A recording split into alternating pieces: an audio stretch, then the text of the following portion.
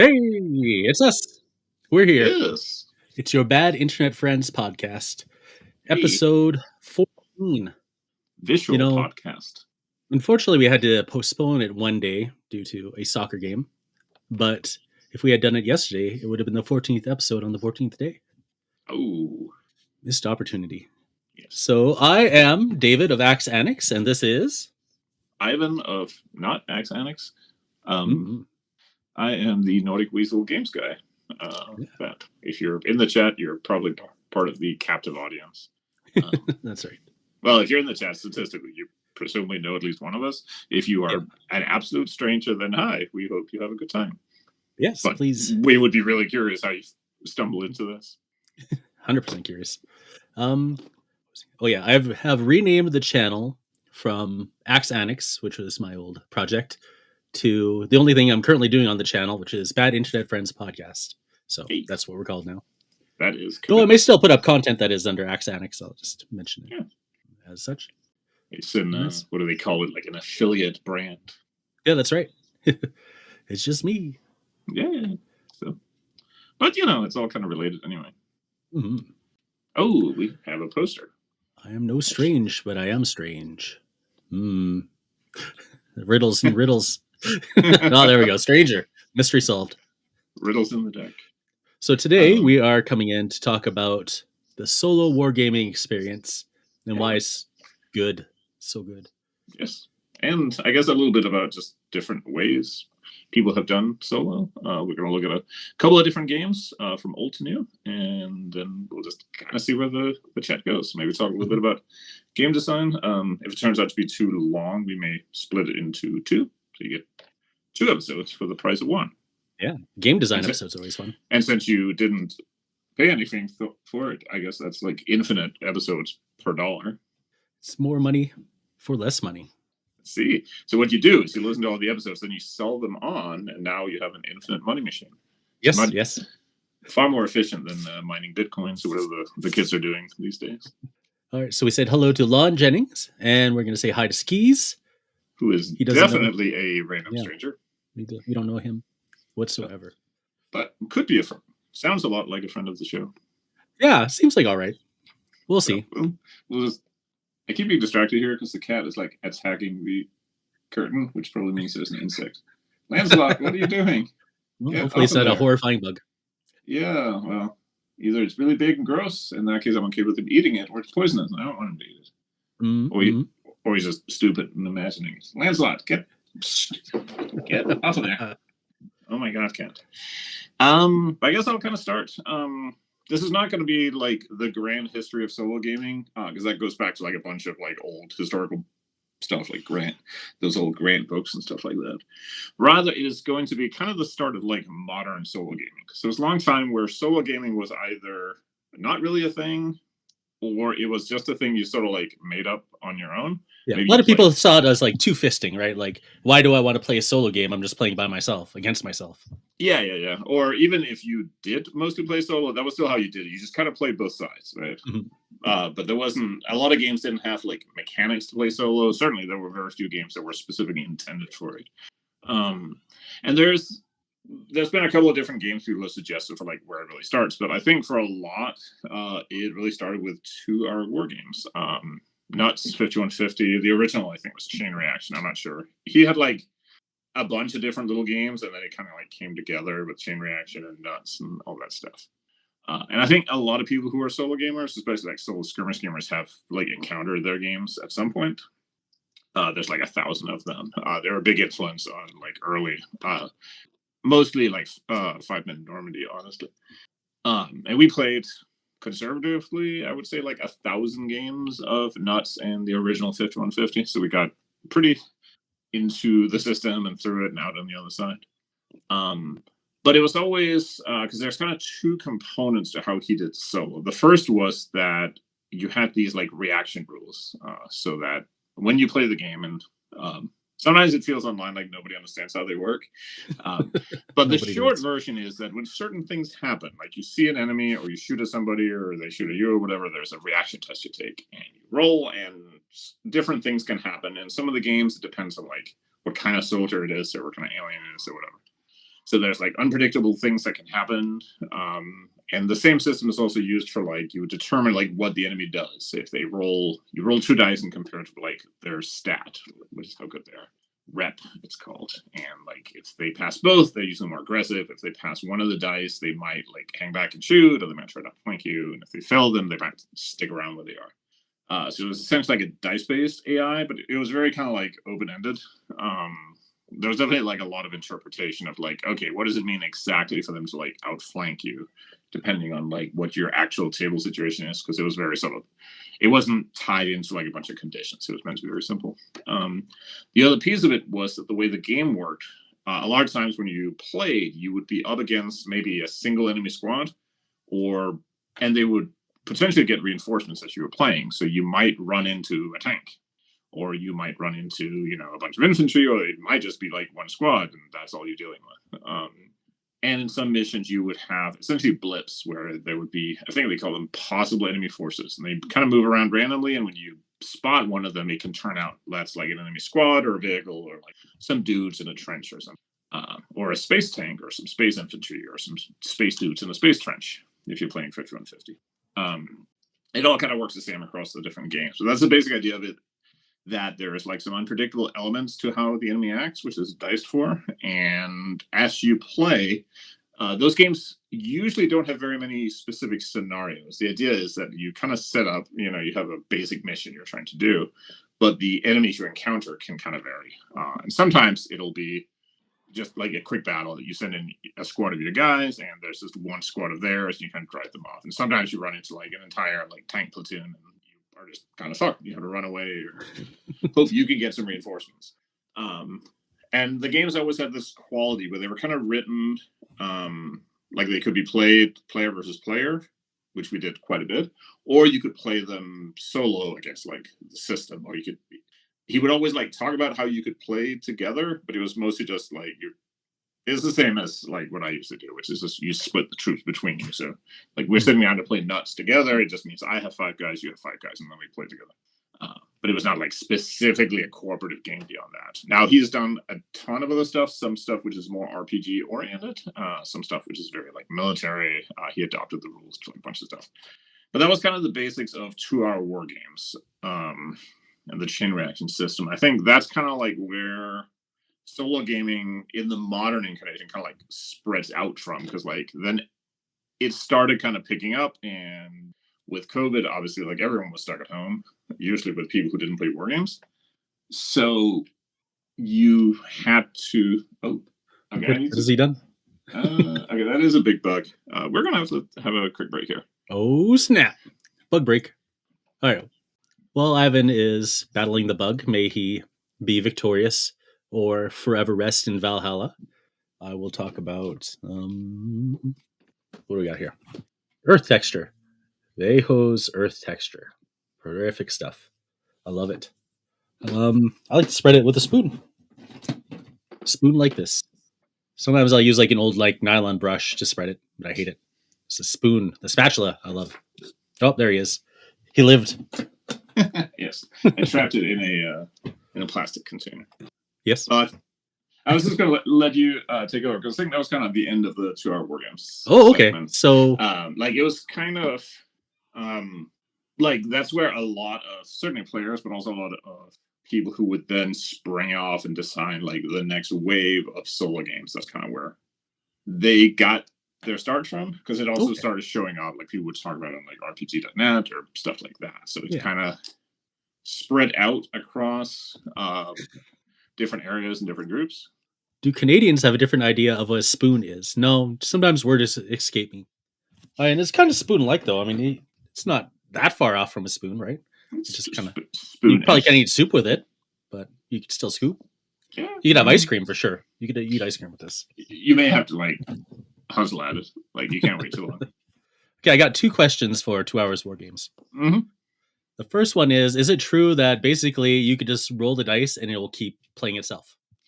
You have to make some decision at some point, but there is kind of an element, which is where the chain reaction name came from, where like you move a guy and he spots some enemies and they shoot at you, And now your dude and some dudes near him are diving for cover, but some of them are shooting back, and those shots may catch some other dudes who are now running away. So you get these like long chains of events that all link together. And yes, you can get into these kind of grinds where like you're just rolling dice. Like the classic one is you have two guys in cover who are bad at shooting and they can't hit each other very well.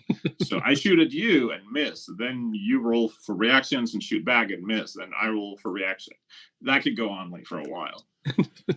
But you do have to make some decisions here and there. Like you're still, deciding where you're moving, so, what you're shooting at. My other question is, would you say its biggest strength would be its ability to tell a story? Because it's something that's completely out of your control to a large degree. Yeah, so, I think it's interesting actually because the game doesn't really have mechanics to tell a story, but it creates one anyway. Like if you went out with the one squad and you run into like a whole bunch of enemies, like a whole enemy platoon with several tanks and stuff, and you barely hold on and you manage to fight some of them off, like that kind of generates a story automatically, right? Mm-hmm. Just because things happened and we immediately start like envisioning them and trying to put some logic into them. Okay. So you found that like a lot when you were playing it on the table. The story would just start unfolding before you. Yeah, I would say it's at the level where it's more that it becomes very vivid. I don't think it generates like a huge long story like across games necessarily. Okay. But it definitely like creates like a very lively experience when you're playing because you get that element of like things you didn't expect happening. So it feels like the world is alive beyond just like what you like. You brought like 10 Canadian infantry, right? Mm-hmm. But anything that happens that you didn't select specifically is, that kind of generates like some story. But it's definitely more on the end of like being a miniature game, as opposed to trying to be like a role playing game or stuff. Like later they would kind of dip into that, but that's not like the classic system, I would say. Yeah. Would you say that the two biggest strengths for solo wargaming, like a good one, would be either something happening that you don't expect, or something that creates a good story, which doesn't necessarily have to be the same thing? I was gonna quibble and say those aren't the same thing, and I think one is probably like a requirement for the game to kind of work. Because if you're playing solo, like the biggest concern is, I'm just making sure the cat doesn't liberate the bug and try to eat him. Well, he looks like I think he's one of those like solitary wasps that are like not dangerous. Oh, okay. A ground yeah, like but I don't necessarily want to find out if that's what he is because the cat tries to eat him. Yeah, well, I mean, don't eat a bee, don't eat a wasp, Yeah, well, we don't have a lot of bees. Yeah, because we have flowers in the yard. All right, so in a box. The province I live in, there's like 114 different species of bees, apparently. Oh, that's a lot of bees. Yeah, a lot of different bees. Fun bee facts. Yeah. It's one of the many things you learn hanging out. But yeah, I think having unpredictable elements, because otherwise you're back at the same thing of like two-fisting the game. Like if you played any war game where you just set up the two armies, you build the armies yourself, you set them up, and you fight and just play both sides, there's unexpected elements in that, like, oh, these guys missed all their attacks, or this guy broke, or whatever. But that's not really the same, right? Mm-hmm. I think story, there's like story that always happens. This guy like never misses a shot, or this guy won 2 close combats in a row when he shouldn't. And then there's like story as in like, this is the story of my crew of characters and they have a history and they're on a quest. And like, I think that's a different, like, there's a different level of story. And I don't think all games generate that or necessarily care to. Yeah. A lot of games are happy just being, it's the same, if you've ever like played Spearhead in your case or Mordheim, and like there's just a cool moment and you like joke about what happened, or you talk about like, oh, that somebody like gets up and like waves the arms around to reenact it, like that's story, but it's like lower S story as opposed to capital S story where it's like you start writing out like a big narrative. Yeah, I feel like Mordheim has always been really good at carrying that story because it does have unexpected things that will happen, not just in the gameplay, but also in the post game. I think the post game is like where it starts, because in Mordheim you could like, it's been a while since I played, but you could like send your dudes out and they would like find some random thing in the city, right? You roll at the end to see what kind of exploration dice you get. Yeah. Or if your hero fell in battle, then you roll on the chart to see what happened to them. And sometimes you get sent off to the slave pits to fight, and then maybe they win or maybe they don't. And if they do win, then they come back with all this cool stuff. And you're like, "Wow, that's neat." Yeah, Necromunda had that too, where like you could get one of you captured, and now you had to like play a mission to go like get them back, or you could have like your dudes could go to like collect money from like the bar that your gang owns, but they might drink it all up or whatever. Mm-hmm. I've got 2 games of Spearhead under my belt now, and I'd say that nothing interesting ever really happens. I definitely went out there and I definitely fought, and I won once and I lost once, and they both kind of felt the same. So you have had 100% of the Spearhead experiences. Yeah, I think so. Oh wait, you haven't had a tie. I don't know if you could like draw. I think you could. Yeah, I think you could. I mean, you could come out even on points, I suppose. Yeah. Well, if I tie and I win and I lose, then I've balanced. I've gained everything I needed from Spearhead, and I can retire. Now, after 2 Hour Wargames kind of came and it didn't go away. I think he's still around, but he's definitely like scaled down a little bit. I think the guy's like looking to retire out of it. That's when like a bunch of stuff started popping out. Like COVID was kind of where a lot of it exploded, but some things were kind of around before. And I know you have a game on the list that is kind of in that. Right before COVID. Yeah, I was going to say it's before COVID, but it was like right around that time, and it definitely got a boost from... It was 100% at the right time. Yes. Because, my first game is Rangers of Shadowdeep. And it was coming off of the question of, can we have Frostgrave that's solo? Mm-hmm. And so Rangers of Shadowdeep, I feel the main strengths for it as a solo or cooperative game is that it does tell a story. In this case, Joseph McCulloch has already written the story. So there's like all the groundwork is laid out. But as you play along, certain events are random and certain events will happen or not happen based on your actions. So it's kind of a little bit of choose your own adventure, but mostly you are still following a set path. But as your characters are moving through it, they are gaining their own personalities. You have failure, you have loss, you have death. People get a fatal injury. So it builds up some of the story, both in the miniatures as well as a well-crafted atmosphere through the written story.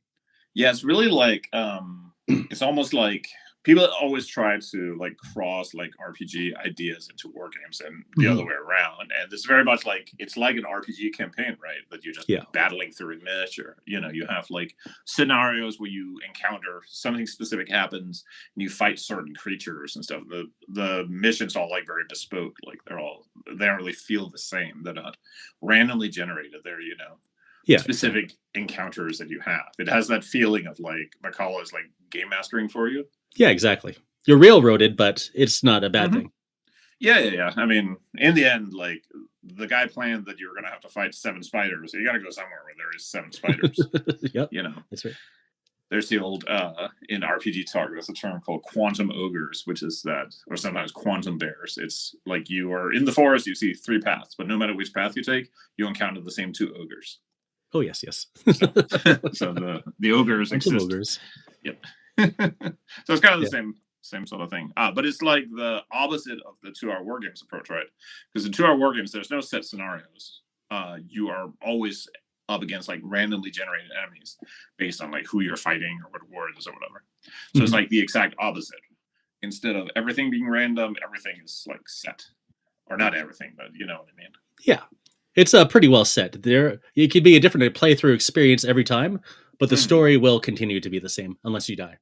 If you go from start to eventually when it's finished, because it's an ongoing story, not too much variation will happen. Yeah.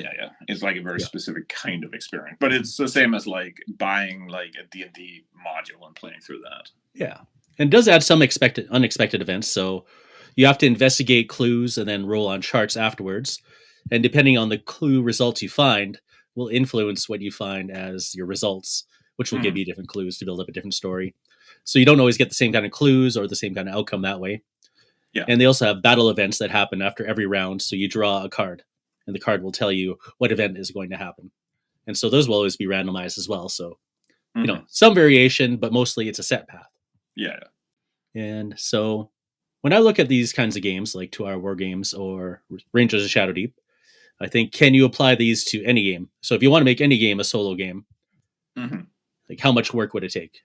2-hour war games, I think you assign rep, but otherwise you can use the same stats. You kind of it's one of those things where like all of the games are kind of the same game, just with small differences. So like if you know how to play like the sci-fi game, it's almost the exact same rules for like playing with mechs or playing with spaceships or playing like World War II with nuts or whatever.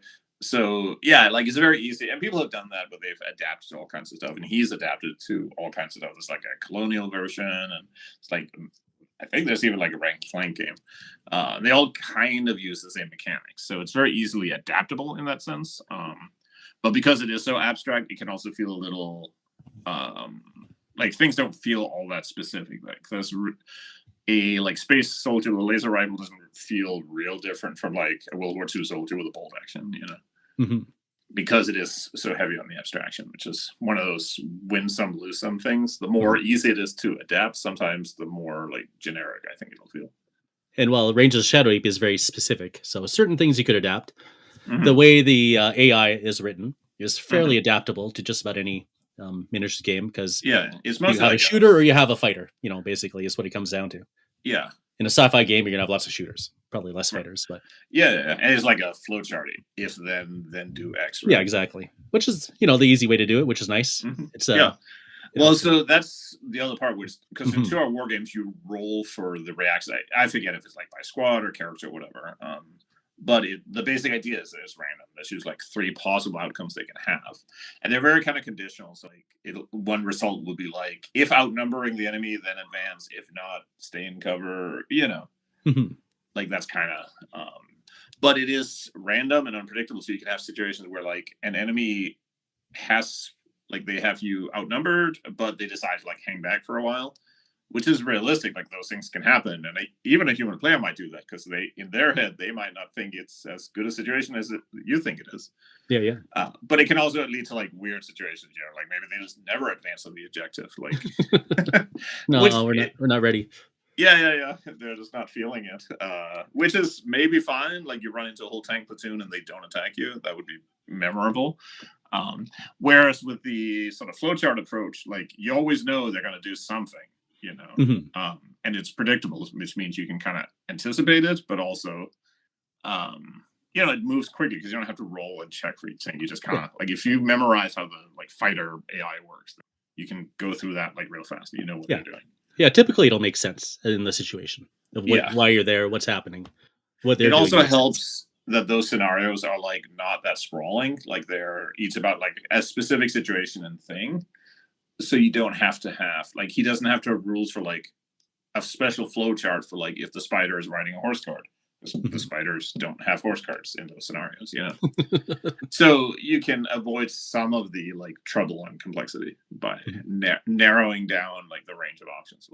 I'd say the biggest challenge for adapting like a Rangers of Shadow Deep system to another system is mostly just that it is such a bespoke story. So you have to kind of write your own story or chat GPT it or whatever you're going to do. Yeah, you basically, and then that runs into the problem that if you're writing the story, you probably don't want to play that story. Yeah, exactly. I mean, I guess you could like tell your own story like one step at a time. So you like come up with a story and then you go fight like the next villains. And it could work that way, but it's really more a thing where like you create the story and then I sit down and play that story. So it's better. I think it's more easily adapted if you are creating a game or a scenario or a story. Like there's nothing, I don't think there's a license for it, but in theory, there's nothing that says you couldn't create your own Rangers of Shadow Deep story that takes place like in a different location or after or before the events of McCullough's story. Yeah, I think he has a license for that. Oh, okay. So that might even be like stuff out there, but I know I've seen people who have kind of like because people, you know, always create stuff. Yeah, so, absolutely. But creating a completely different thing, again, yeah, you have to like create your own. You know, it's very like bespoke experience. The next game I wanted to talk about was Battletech Aces. Now, Battletech Aces neither played nor read. I've just seen like posts about it. Yeah, oddly enough, Battletech Aces is Alpha Strike. It's not Battletech. Hey. I mean, Alpha Strike is Battletech, but it's not. Battletech Aces is kind of a weird name. I don't know why they didn't say it's Alpha Strike Aces. Probably just marketing. Yeah, kind of a strange name, but it follows the regular movement phase of, or the gameplay phase of Alpha Strike, where you roll off to see who is, has initiative, basically. I can't remember what they use as the term, but if you win, you could choose to have them move first, then you move, then you get to shoot, and then they shoot. So I think that in itself kind of lends to a nice solo experience, because one person has a clear advantage, one person has a clear disadvantage. Right.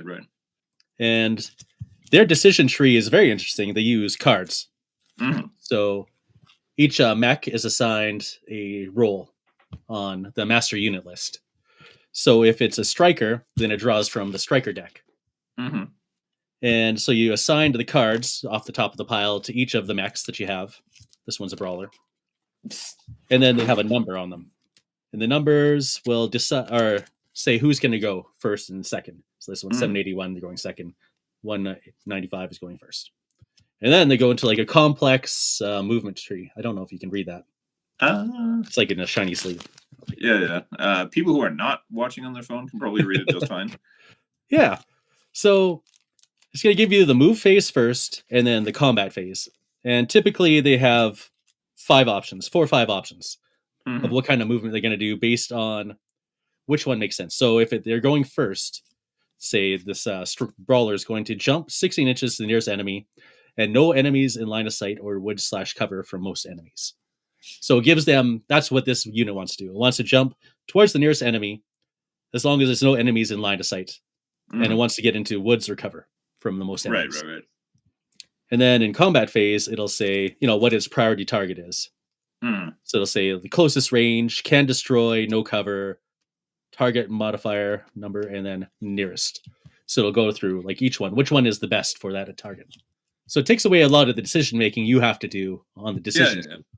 So in like a decision tree AI, where it tells you, the brawler wants to go move towards either the closest enemy and fight them, or they want to go to the objective. Usually like that's the standard AI. Instead, this one will assign different AIs to each unit, but it's all in the back of the card, so you can just read it. Yeah. So it kind of gives you the like illusion that they have like different pilots who might approach things in a different way, or might have a different approach to things. Yeah, and they're not necessarily making the same decisions all the time, so it can add kind of unexpected elements. When we were playing against some battle pods, we were playing some mechs against battle pods, and the battle pods had a very long jump. So when the cards told them to jump, they could jump just about anywhere. And sometimes they would jump like behind us and then start shooting. So it was like an unexpected thing. You wouldn't have expected them just to go behind you. It's like the authentic Macross experience, isn't it? Yeah, exactly. So in that aspect, I think it made a really cool kind of unpredictable enemy. And that one also would be, I think, a nightmare to set up on your own. Yeah, you kind of have to, because the cards are like very specific. It sounds like to Battletech. If you don't have units that move and operate and fight like Battletech units, you're going to run it. And creating like an entire card deck is a lot of work. But the cool thing would be that if you did something like that, even if you make them simpler, you say this, maybe only like 3 options because you're just doing like fantasy guys. Okay. Yeah. But you could then add new cards in whenever you want. Like if you come up with a new card, or you could add cards for specific. So maybe you have like, instead of being mech types, maybe they're like orc cards. So the orcs are more likely to like come at you, whereas the elves are more likely to like sneak around. Maybe the goblins have options where they try to like summon more goblins or something. So you could, but it would be like a bunch of work. I guess you could just get like index cards and put them in, like cut them and put them in sleeves or something. Yeah, you could do that. Depending on how. I mean, a lot of these things can also be like slimmed down and made simpler. Or you could even have like, this is probably too much work, but you could have like a random roll. So you have like a 1d6 roll on the card. So on this particular type of enemy, he will now like be really aggressive on like a roll of 1 or 2, and he'll be like moderately aggressive on a 4 or 5, and on 6 he will try to like do something different. Yeah. Go to college and get a job. Right, his mom. Yeah, it was even orcs have mothers, I think. Yeah, exactly. But yeah, so that's like a whole different approach. And I assume this is all like you're still playing like Battletech style, where you're kind of like just setting up a battle with some units and fighting it out. Yeah, exactly. And you could tie it into a campaign. Alpha Strike doesn't necessarily have to have a campaign. Yeah. I'm actually But kind of there confused are, as to like- where exactly to find the campaigns usually, but I think the Hinterlands is the new one that's come out. Oh, okay. I know Battletech has like a huge Battletech's campaign all thing. covered. Yeah, they got lots. So And yeah, so for me, that one added a lot of unpredictability, which created some story, but didn't have like a high amount of story. There wasn't necessarily a lot of motivation, I feel, between either units, except for that they had to go out there and scrap it out. And some of them did strange things. That was cool. I think that's always been an element, especially with Battletech, that like you're supposed to kind of like know all the like units and stuff and what armies they're from and what worlds they're from, and then you create pilots and you're supposed to kind of have all of that so you can like build part of the story that way. Because I have a friend who's like really into Battletech, and they know like all of the different like planets and armies and mercenary units and which specific mechs they use at which time and why they don't use the other mechs anymore because something happened and exactly. And if you have all of that information, then I think some of that becomes like obvious, like, oh, I want to use these guys. That means they must be from whatever Jensen's Marauders or something, and therefore it should be a mission because they only do like commando raids. So you kind of get like that whole chain going. Yeah, bringing in the lore often will help in these circumstances. It's basically like, excuse me. If you imagine like this big blank piece of paper, and if you don't know anything, that like the whole piece of paper is blank. But if you know like all the lore to Battletech, then like half of it is already filled in, and you only have to worry about the other half. So it's like, or if you have like the cards, they take a bunch of the decision making. They don't remove all of it. It's not like, but like most of the decision making. It's now like a different piece of that paper is like filled in. So I have like that. But the part that sounds like it probably isn't is like who you're actually fighting, right? Yeah. You still have to like pick out, based on the models you have or whatever you got going. And Catalyst wants you to buy more mechs. Yeah. So they don't have a consolidated solo system at the moment, at least, because this was just the beta that they produced with the previous Kickstarter. I know they have a new box coming out, Scouring Sands. It's going to be Jade Falcon focused. So I assume it's going to have the campaign baked in and more storytelling as you go along, which is pretty exciting. Because lore on Battletech, I think, is pretty sweet. Most of my collecting Battletech just involves buying the mech packs. Then I go onto Sarna.net and I read where this mech could possibly go into. And I'll create a little list. I'm like, okay, I'll come back to you, mechs. You're going in the pile. And eventually I'll build one of these forces and I'll look through and I'm like, okay, we'll take this one, this one, and this one. Throw it in there. And make sure you have the exact variant, because if the head-mounted laser is pointing to the other side, then it's actually a completely different machine. That's right. So, all right. Yeah, so that's Battletech Aces for Alpha Strike. It's really the lack of consequences at the end, I think, that bring it down as a solo experience. Because, I don't care if these guys live or die, I guess, in the end, because it doesn't matter. You just clean it up the table afterwards. So, but maybe that comes someday. And certainly, if you were somehow hacking this to work with like full Battletech, there's like entirely too much of that stuff. Oh yes, You can figure out like the salvage value of like the broken off arms and all that stuff. I'm going to pull up my notes because the third game I want to talk about is the new hotness, Guards of Traitor's Toll. Yeah, it's been all over the interwebs, and it looks like a really interesting idea. It's also just a fun idea because you're basically playing like the city guard, which is like, in any game where there's city guards, you always like beat up on them, or they're there to like beat up on you as the adventurer if you do some crime. So it's like turning it upside down and saying, okay, like you get to play as these like poor assholes who have to keep everyone in line, like a belligerent fantasy city. But I think it's even better than that because it gives you a reason to have civilians. There's almost never a reason to have civilians in a game. They could be an objective, or they could be the things you have to save or murder, I guess, if you're playing that kind of game. Or they just like get in the way. Yeah, exactly. But these are an integral part of the game. If you don't have these civilians, then there's no point to even playing the game. So I think that's pretty phenomenal. I've never played it. I've just been listening to people playing it. And the things that interested me most were kind of the activation system, I think, is what really gets my brain juices going when I'm driving to work, listening to the podcast. It's you have a big bucket of tokens, and in that bucket there's going to be guard actions, suspect actions, plot, and time. So when you draw the guard actions, that's when you're allowed to start trying to get your guards to do what they need to do. When you get the suspect actions, I think it sounds like you have to like roll on a chart, or maybe there's a card that you draw, and it's going to give you a description. And it sounds like, okay, you need someone who has something to do with food, and they're a suspect for this reason. So then you look at all the civilians, and you see like a lady who's holding a fish. Like, okay, she's the suspect. We think that she is doing this thing. Yeah. So you have to go over there and do some guard actions against her. Right.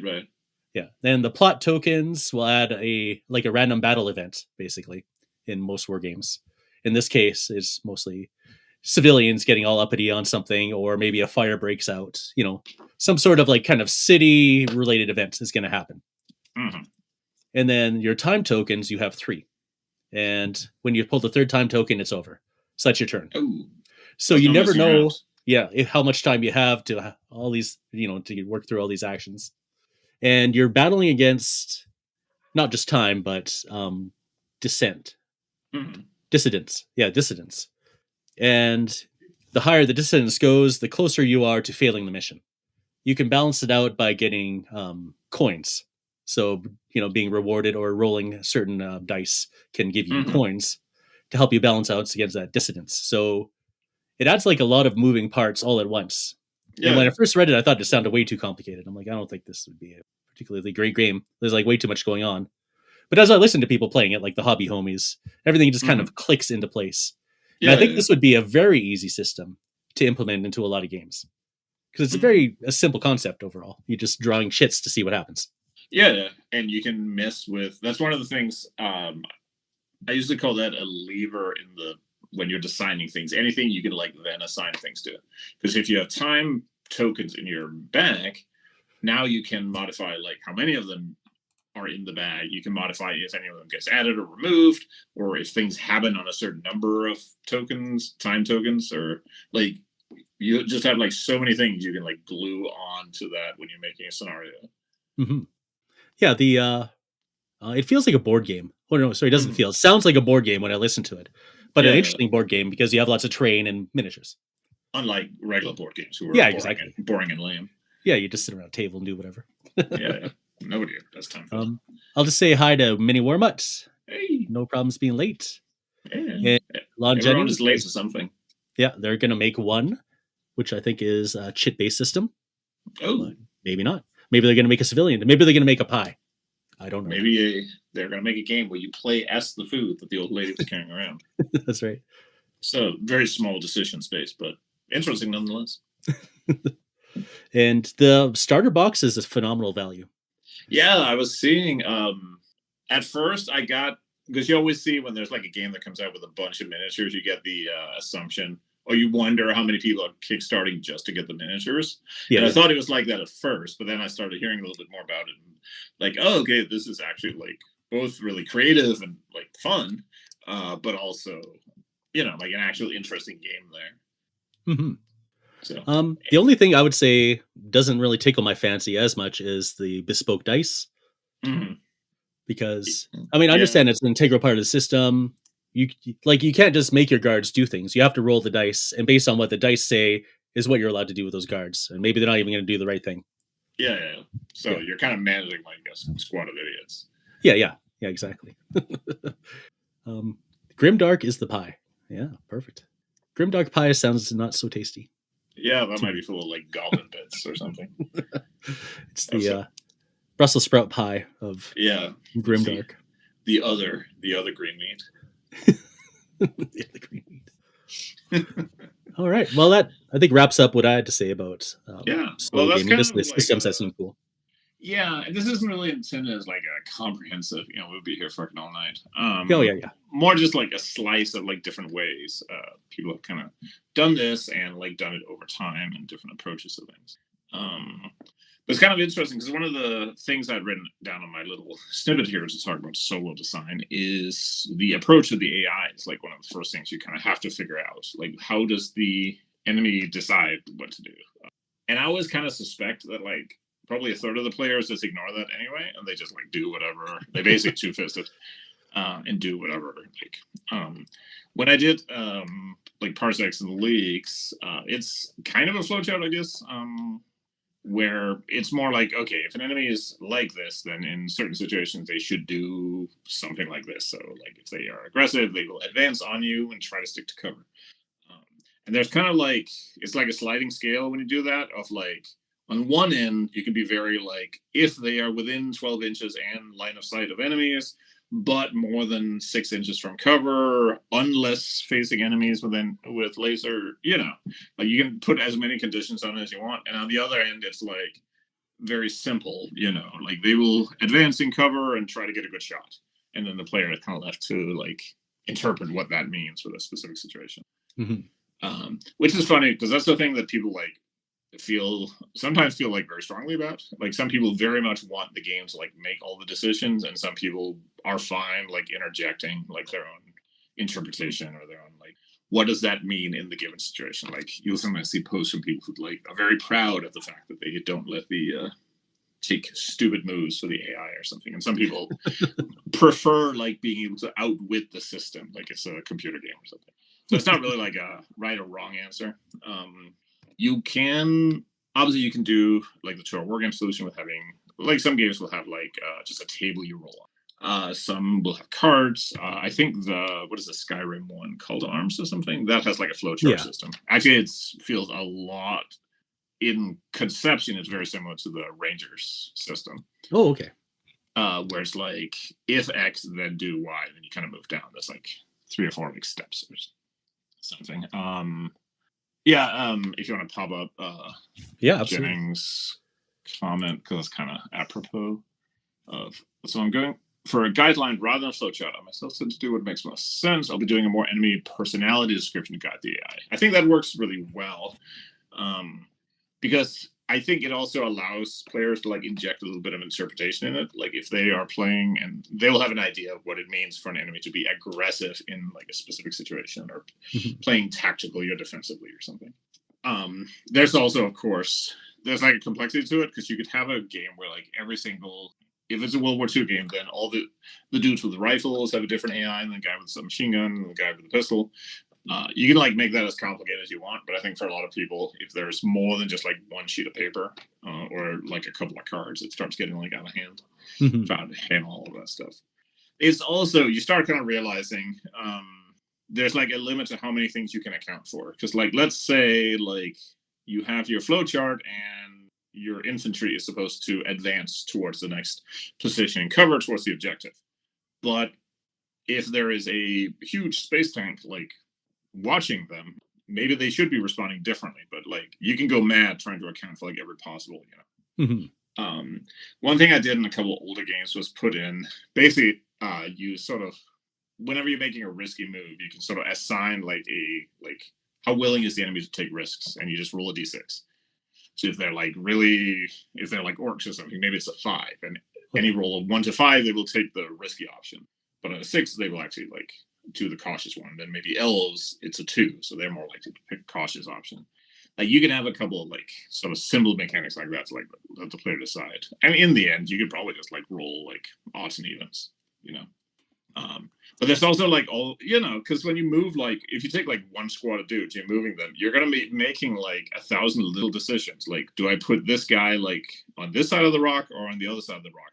And then do I put the next guy like real close to him or a little further away? Do I, So at some point, like as a player, you're gonna have to make those decisions anyway. We can't do a flowchart for like how to position each of like 40 orcs in your army. Oh Jesus! Yeah, it'll just get mad. Like you will fall asleep reading the flowchart. You won't even get to fall asleep reading the rules. Yeah, half a game.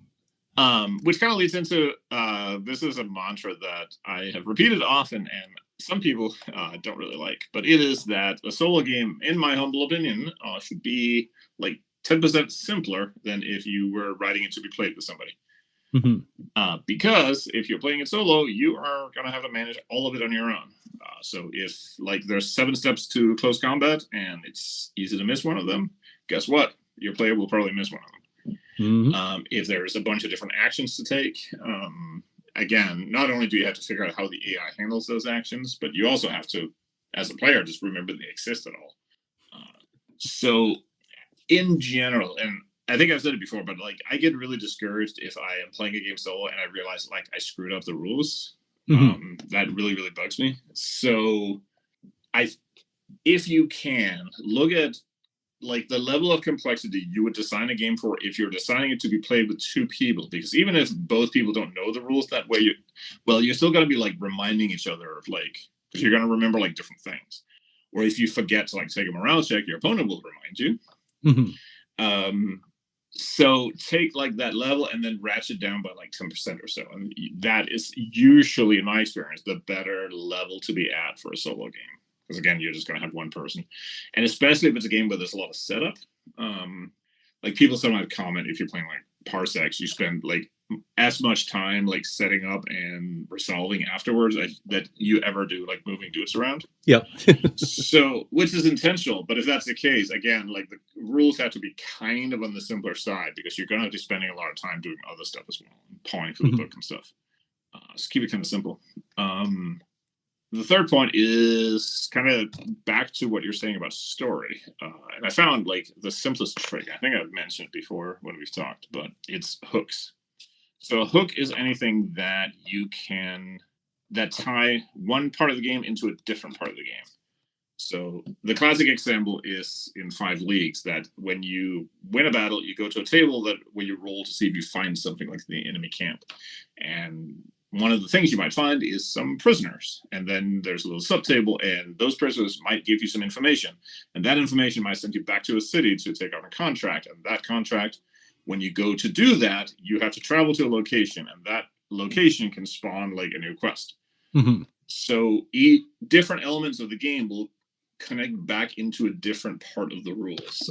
It might be something as simple as like you find something and you now have to go to a different location if you have a map. And when you get there, you can try to play a special mission, or it can be as involved as you want. But anything that hooks back into itself, or like one of the simpler is like if you meet a NPC and there's a chance that NPC will cause like the next battle to be more difficult because they betrayed you. Like stuff like that is really simple, and it automatically gets the player going and trying to like piece together like the logic of this. And from there, like you could just cheat and let their imagination, because they'll come up with an idea. Because maybe they decided that like the mission they were originally on was actually by like, you know, like the orc mafia or something in the city. And then it makes perfect sense that, oh, of course the mafia would have like, they would want you to go out and get one of their dudes back because he has some secret information. So actually the mission we got is us following up on that information and like trying to heist the mafia's loot or something. Like it could be anything. You don't have to do any of that. You just have to like tie the threads together to like make stuff happen. Yeah, a lot of people's imaginations will just start pulling pieces together. Yeah. And whatever they come up with will be way cooler than what you would have come up with anyway, because they came up with it custom fitted to their game. So it's kind of cheating. Like the simplest version of this is from Necromunda. Like I said before, one of the injury results, if a guy gets shot, is that he's captured, and you then have to play a separate mission to go rescue him. Like that's as simple as it gets, but it's an event in one game that directly calls you to do something different. You know, so yeah, it's really effective, and it's like such a cheap. Now, there is a downside to it, which is that everything is now super integrated. So if you decide to like change one of the tables, you might now, or change how something works, now everything is like glued together. And it becomes very difficult to like make adjustments to things like out of. There is an advantage to games that are blocks that can be swapped in and out. Like, so making hooks is not free, but it's just a really effective way of like, doing like a game that is intended to have story. If you're not intending to have capital S story, you just want the lower S like procedural experience where unexpected things happen. You don't have to do that, and you might want to not do it very, and then spend all your effort on like something else. And of course, there's people like me who are very big fans of the social system and Weaseltech. And I don't think people, until they actually play it, will realize how much that really adds to a game. Yeah, it's also a thing where you have to like. I think it helps if you like understand what the source material is trying to do, because otherwise, I think it feels kind of weird. But that's another element too, where like you can have mechanics that like push you to like engage with the game in a very specific way. Like the random thing you find in Mordheim is like, because it gives you like a snapshot of like what the city is like, or the ruins of the city. So it like pulls you into the world a little. Or the fact in like Necromunda that a lot of when you send your gang dudes out to like collect money, like a lot of the chances are like they have a chance of like being injured or drunk or gambling away your money or something. Mm-hmm. So it kind of gives this idea they're all like idiot lowlives. Yeah, you know, like we've all gone to school with some of those dudes. Maybe every day. Yeah, maybe we maybe were. It was you. Yes. If you didn't know an idiot lowlife, then your teacher was disappointed in you. If you wrote AC/DC logos on your binder, that's right. Didn't amount to anything, but probably had a good time. But yeah, that was kind of the three sort of, think about how you build the AI system and kind of what you want out of it, how much time you want the player to spend engaging with it. Try to keep things a little simpler. And now the simplicity thing, there is a market for people who like a really crunchy, heavy game to mess with. But that audience is very specific and it's not very big. And they probably play role-playing games. Yes. Or there was a solo system for Advanced Squad Leader. The book is like as big as the actual rule book. So dang. Yeah. I solo ASL and I just two-fist that because that is about the level I can handle. I can't handle like another game on top of it teaching how to play it. But yeah, so consider simplifying a little bit. And if you want a story to be generated by the game as opposed to just vibes, then consider hooking mechanics back into each other. If you prefer just having vibes, or maybe it's just more focused on the like individual battles, then probably don't do that and just kind of focus on having maybe more unpredictable things in the mission. You can find, as your squad is going through Vietnam, they find like a, the corpse of an officer with like an important map or something. Like you can still have interesting, cool things happen. But then you probably want to have that happen like during the mission instead. Mm-hmm. And have a lot of things going on that can make them not happen, such as like that shit system of guards traitor toll or battle events in general. Yeah, anything unpredictability is like a really big thing for solo gaming, and I think you have to be careful because there is an element to like having too many random things where it feels like you don't get to play. But in general, I think most solo gamers enjoy having like random events. That's like you almost always will benefit from throwing in an extra event table somewhere. Mm-hmm.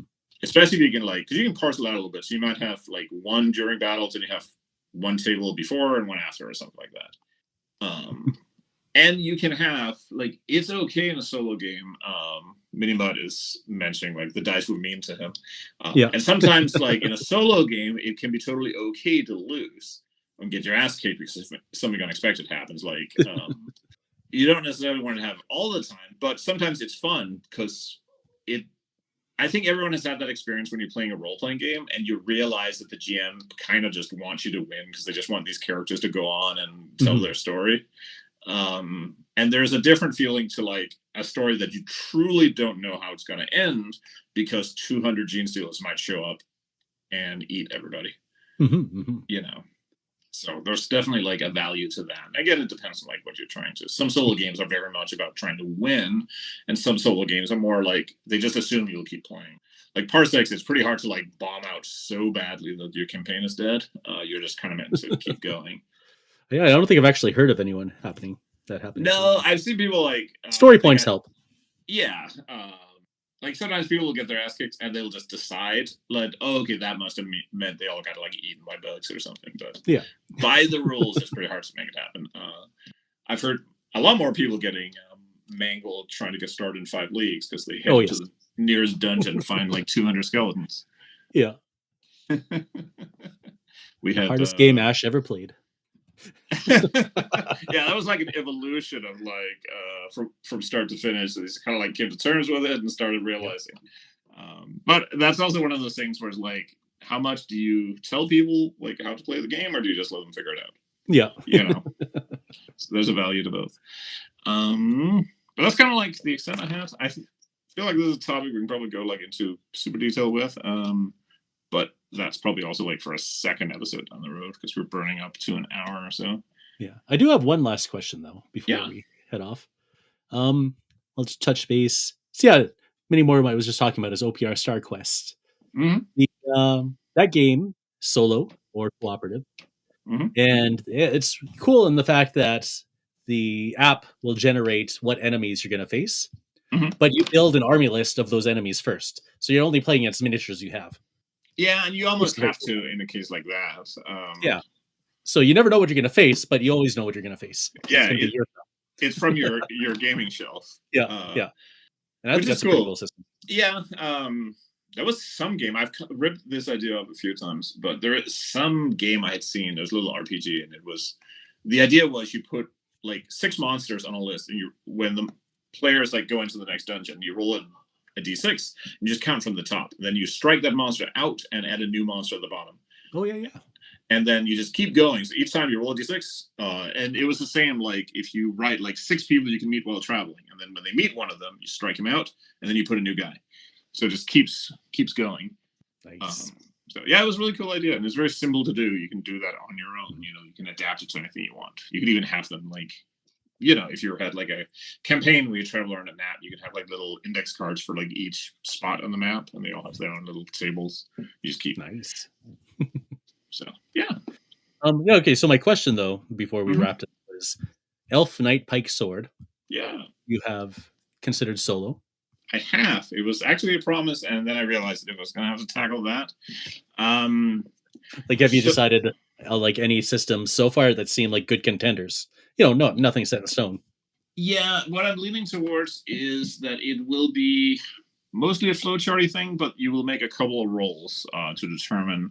What I would like to do is something where the roll for like the enemy's plan also affects like what and how they do it.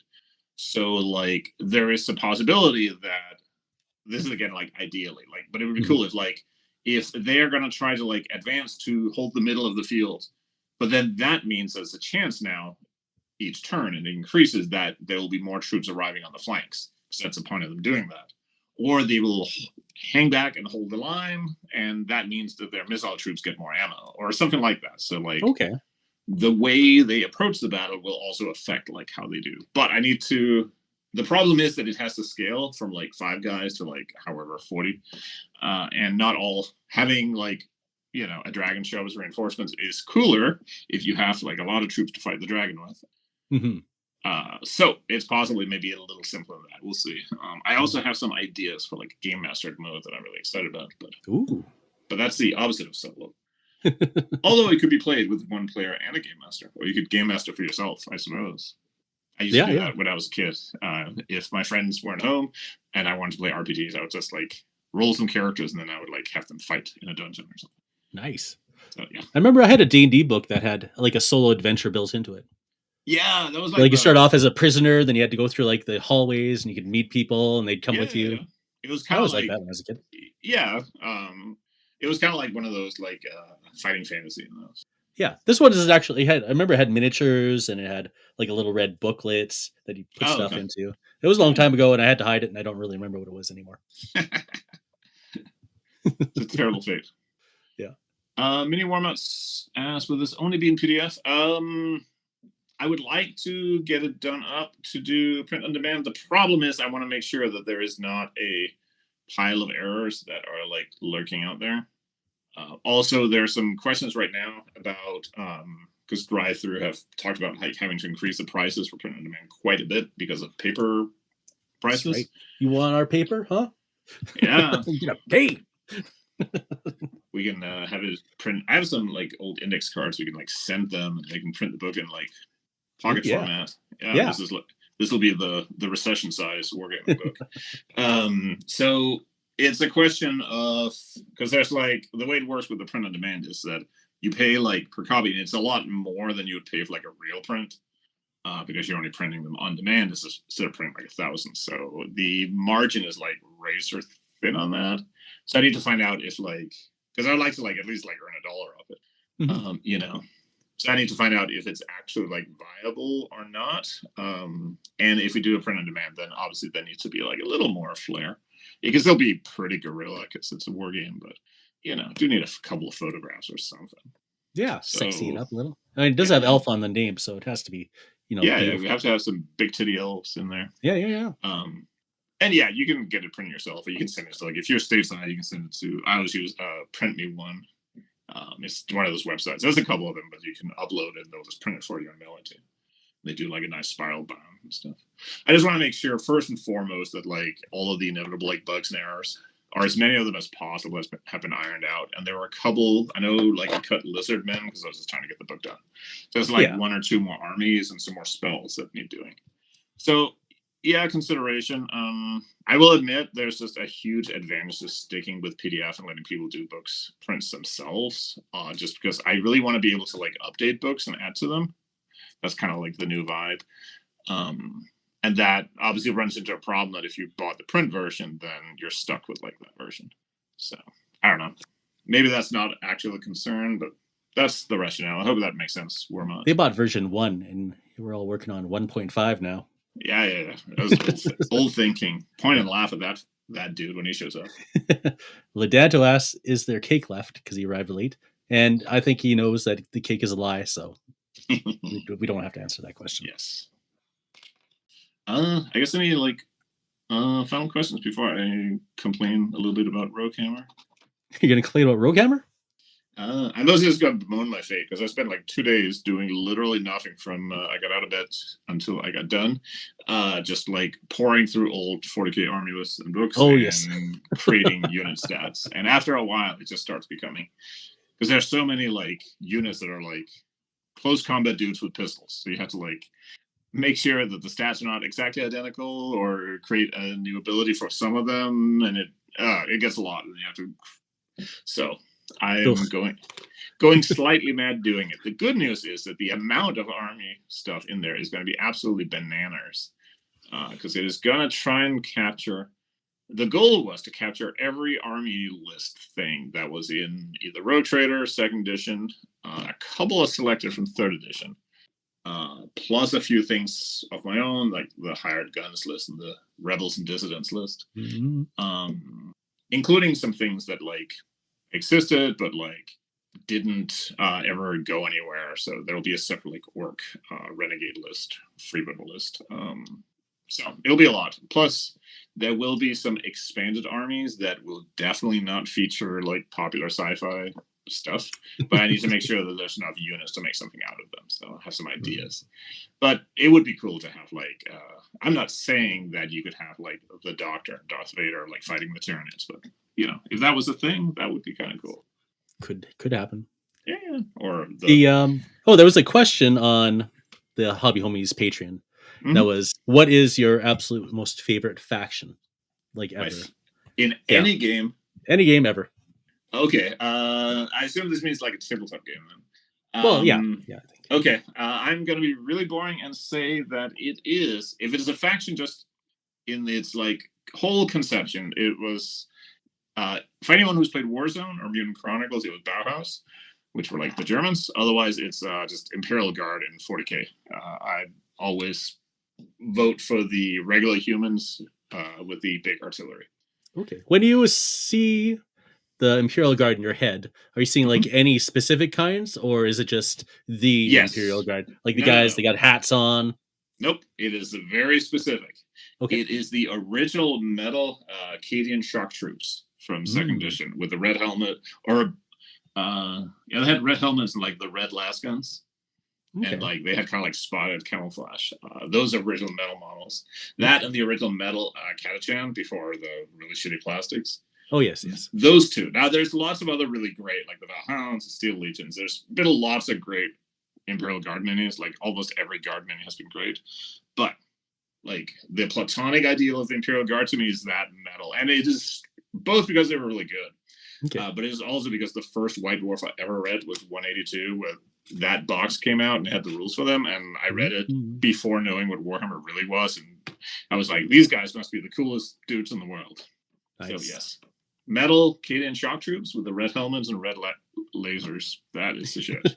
that is my voice. Beyond that, basically, I always go for like the grunts. So anything that comes close to that, or unless it's a fantasy thing, that if it's a role-playing game, I just play like the closest thing to a fighter with a sword and board. Oh yeah. That the game will let me. But no, for factions, it's the Imperial Guard. Nice.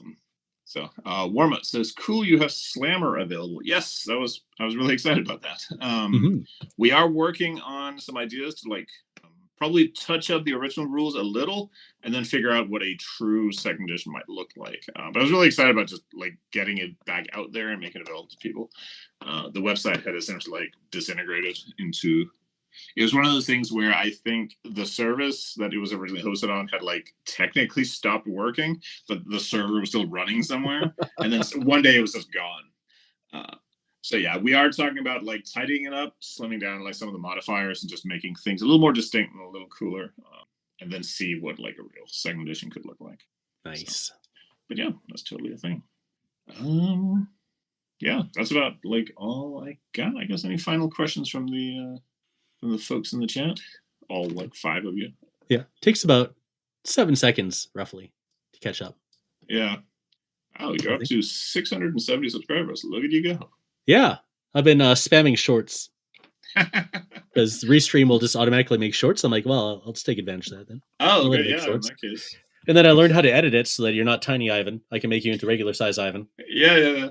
And then I switched it so that you're on top and I'm on bottom because my camera has me looking up a little bit and you're always looking down a little bit. So it kind of like ties together nicely. Now it looks like it's intentional. That's great. Yeah. So slowly the shorts are getting better looking at least.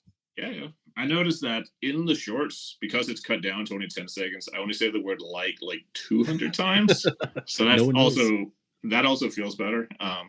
I have never lived in California, but I think I was just like meant to be a California Valley girl. That's just that's right. We all have somebody inside like waiting to come out. And in my case, it's like a California high schooler. I put Lord Krell on a tiny little square base. Oh. Originally, he was on the tiny base like this. Yeah. And then I moved him to a 25 because I think the 25 looks better. But someone in our local gaming group offered to print me some of the movement trays that will adapt from 20 to 25. Oh, okay. Frontage, so that when I play rank and flank games with my old guys, they can look better, and they'll have a nicer big frontage. So awesome. I'm super excited. Get them, yeah, that's cool. You can still get some use out of them. Yeah. It's interesting how many rank and flank games have started like being very flexible with things like frontage and stuff. Yeah. And this one is Age of Fantasy regiments again. So, but I'm adopting the unit fillers. So I had some tombstones on hand. Oh. So I put them on square bases too. And so now I can bulk out my troops without having to buy really expensive old hammer minis. Yeah, some of that stuff gets up there. Avoid anything that says on eBay that it's out of print or rare. That means they doubled the price tag. Yeah, like this guy, he's got to be worth like $80 now or something. Some of them are pretty spendy. Until you find like some dude selling like 200 of the same guy, and they're all like really crisp and have never been painted. It's immaculate. It's so weird. Yeah, those are definitely legit. When I was buying some second edition Space Marines, I'm pretty sure a couple of that I got. But it was funny because the photos were of like actual old minis because they had that kind of like dull, grungy look to them. And then what I got in the mail were like that crisp, very silvery, slightly hard. Yeah, it's like very hard and brittle. It's like, this is a little more brittle than I was remembering. Yeah, and for figures that I know was before white metal. So it's like, these were never cast in that. And even if they were, like the odds are pretty low. So yeah, they were. I mean, the figures were fine. They look great. They probably look sharper than if I got the actual mini. Some of my guys are lead, and some of them are white metal, which is appropriate for depending on which era. But I forgot how much of a joy lead is just overall as a feeling. Oh yeah. Lead minis are just so much nicer. So much white metal sucks ass. Yeah, it really does. And on that note, bad as when they did that stupid like resin stuff. That was bad. Finecast, yeah. Oh my god, yeah, that was the worst. Well, everyone's good. We're good. I think we're gonna wrap it up here. Yeah, I hope everyone had an excellent evening. I did not lose power despite a storm being on. Hooray! So, which means it will just disappear immediately as soon as we log off. That's right. Okay, you ready for a heart attack? Yep. And heart explosion. Oh, no heart. We're heartless. It only works when it wants to. Oh, now it's popping up a thing about turning on reactions, so we can't do anything. Oh, I see. All right. No Well, hearts. maybe next time. All right. Peace, everyone. Bye. Peace. Bye. This episode of Bad Internet Friends was streamed live on YouTube and Twitch. There is a North American-friendly live stream every second Wednesday of the month and a European-friendly live stream every fourth Monday of the month.